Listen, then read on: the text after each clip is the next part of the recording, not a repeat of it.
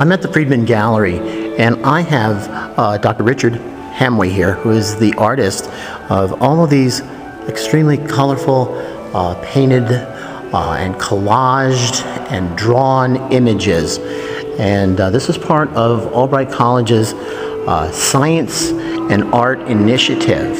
So Richard is responsible for having this entire show here, and he has about 30 years worth of work here. So I wanted to ask you, Richard, as to how you think about your art, how you go about making your art. What is some of the primary concerns about the work that you do? The work I do now, Ron, and the work I've always done has always been connected with two things primarily, inspired by nature in some way, and then also coupled with my own personal experience. It's a combination of that and finding ways to convey that in the context of what I've also always appreciated in painting in general, what other painters have done through time. Through time. So I might see a little bit of Cézanne, maybe some Delaunay, some earlier modernism, but the collage aesthetic really throws it into Picasso, Matisse, and a few others of the post-Cubist range. Right. So I was just wondering do you have a connection with that, or is that? Very much so, and Matisse especially, because of what a great artist I felt he was, and that, I think as an artist you sometimes wonder what another artist would have done if they were still alive. Yeah. You understand that, I'm sure, yourself, as a practicing artist. Yes. You think, well, this is what they accomplished. That momentum, if they had the gift of more time, where would that momentum have gone?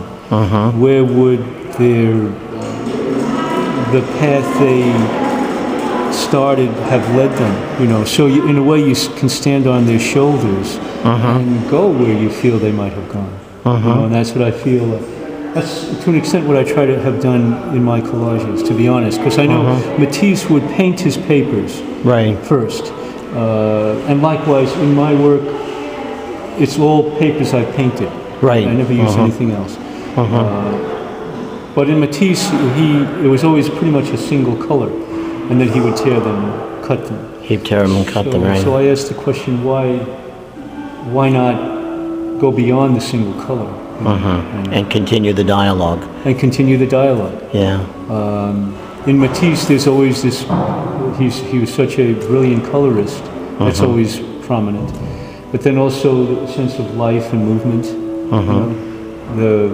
I think the paint, is it called the joy of life, that circular dance? Yes. And what I loved about Matisse, Ron, as compared to Picasso, is that he recognized that he felt that art should elevate people out of everyday experience. There's enough of, we have to be preoccupied with existence, the practicalities of life, knowing that life is finite and all that.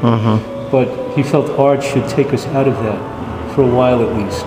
Hopefully, in other words, I've entitled that particular collage, Joy. Joy, yes. I would like to think,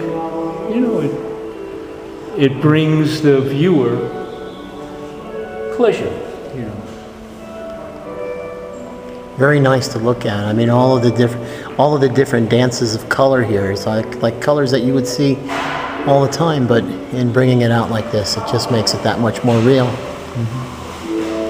You were also a teacher at the college. Right. I should say that, and that you've been here now for a number of years.